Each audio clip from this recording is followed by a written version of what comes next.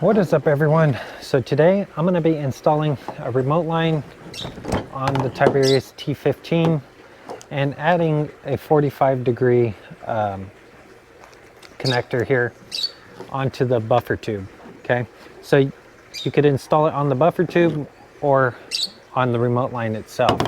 So we'll get into the pros and cons of both and why I'm doing this and whether or not you should as well. So let's get into this install and see what it's all about. So let's get into the why and the placement. Okay, so you may be wondering why I want to add a 45-degree when this buttstock here or the buffer tube here is already angled, and when installing your quick disconnect, right, everything looks kosher.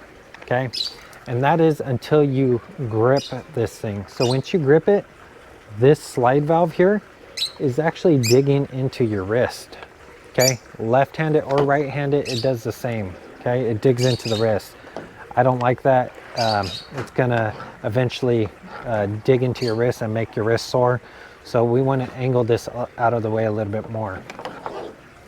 And that leads me into two options. Okay, so option number one is the obvious.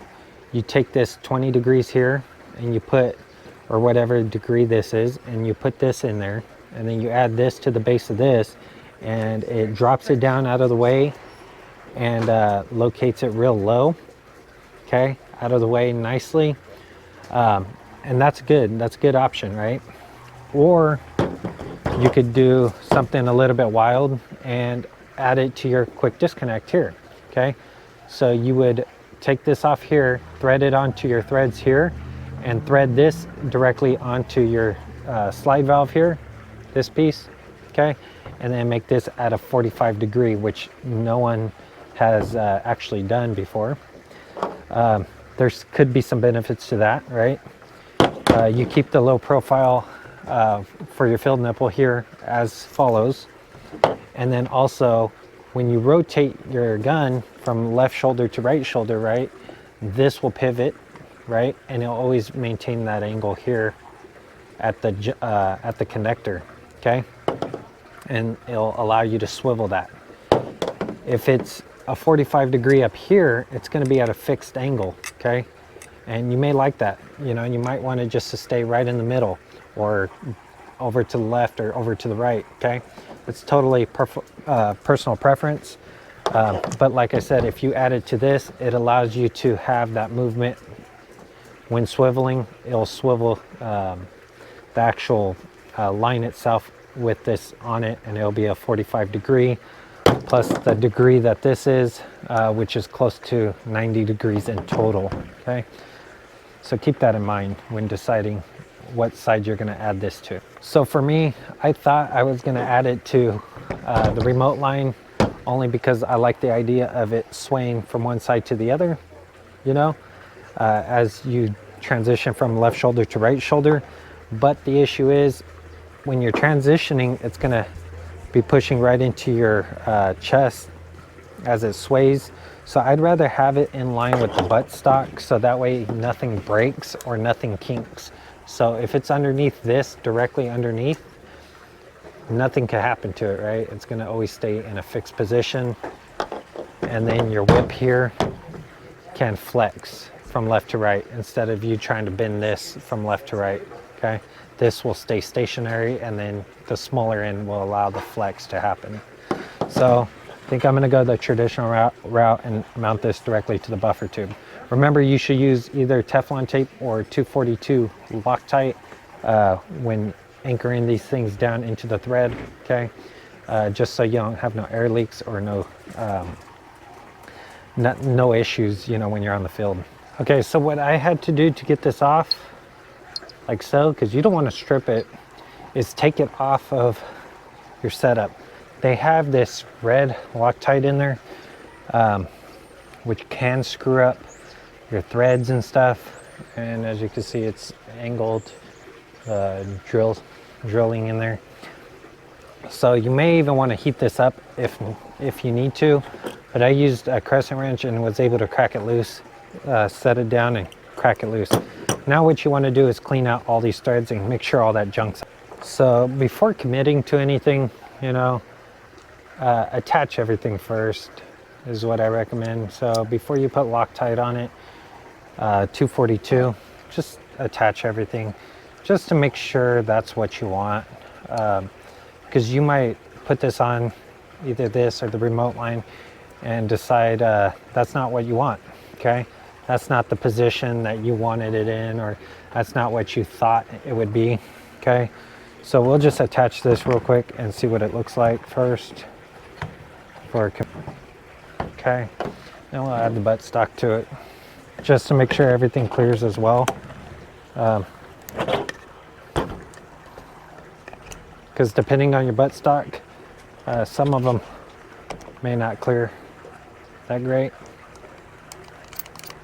Tighten everything a little bit just to get it snug, like so. As you can see, I got probably one more turn in it, or half turn. So it's going to be a little bit high. It should clear based on that. Okay. Now I need to attach the remote line to it just to make sure everything is going to go in properly.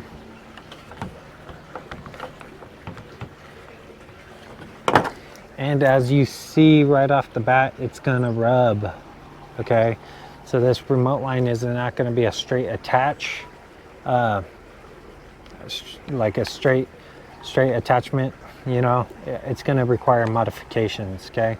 So that's why I recommend you doing this, because as we tighten it up, it's going to go higher up and it's going to rub, okay? So that's what the end condition is going to look like, okay? So if you're like this, it's going to hang underneath your underpit, which I like, okay? If we swap over to the other side, the remote line should curve around like that. But like I said, if you add it to this piece, it will already be at that 45 and swivel with you, okay? So this thing will swivel right here. This piece will swivel right here and act as a ball bearing, providing that the air pressure doesn't fight it. So that's that. We know I can't do that position, so I'm gonna have to go one more position out. So if you have a smaller stature, this may be an issue for you, but as you can see, one position out and it puts me out a little bit further. It still allows for clearance here, which is good, and I could go even more, which is probably where I'll shoot. I like full extension because I'm a larger guy, but if you do need to require that tighter compact size, that might be an issue for you, okay? So now let's just install this, because since I know I'm going to be in the longer positions, it's not going to be an issue for me. Consider having is a pipe tap. This is an 1/8 inch pipe tap, and the reason for that is this was at this angle when I tightened it fully, okay? So if I backed it out, I'd have to back it up this much in order for it to stay in line, right? That's an issue with Loctite, because yeah, you loosen it up, but you know it's not fully tight. So what I did was I went a little bit deeper with the pipe tap, and then it put it at about this angle. And once it was able to get at this angle, I cranked it over a quarter turn, and it locked it into place right there. And now you got to wait 24 hours for this stuff to dry up. Okay, once it gets fully cured, after 24 hours you can use it. If you don't wait a full 24 hours, you can have leaks, okay?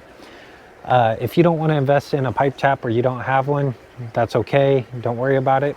What you can do is apply Teflon tape to the actual thread and build it up, and then that will seal the area, because it's a lot thicker than your Loctite.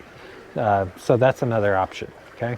So not being able to center this up is not the end of the world. You have two options to do so. So keep those in mind, okay?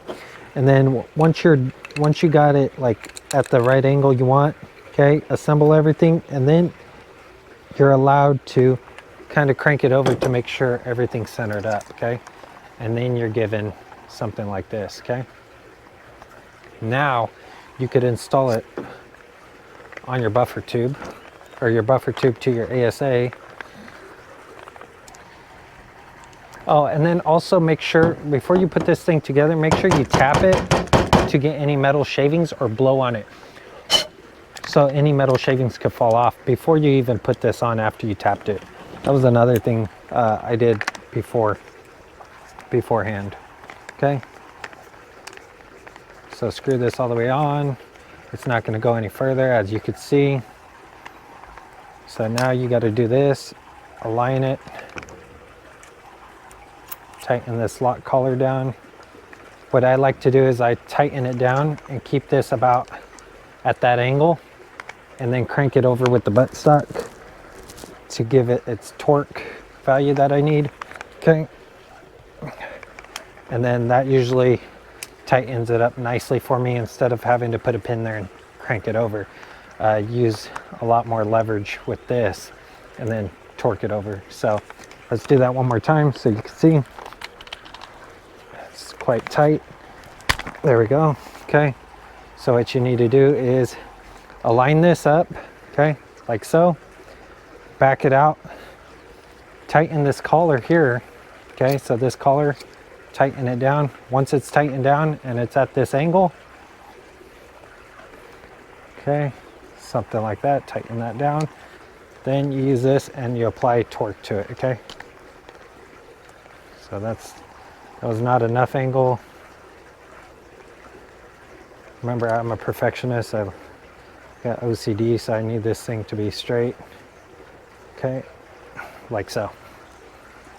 And then that's perfectly in line and it's torqued down, not going to back out on you. Okay, you want to add this air line to it like that. Okay, and now you have your adjustments all the way up to there. It's not going to get the first notch because the buffer tube, we know that based on the other video I did, and you won't get the second notch, which is right here, because this is in the way.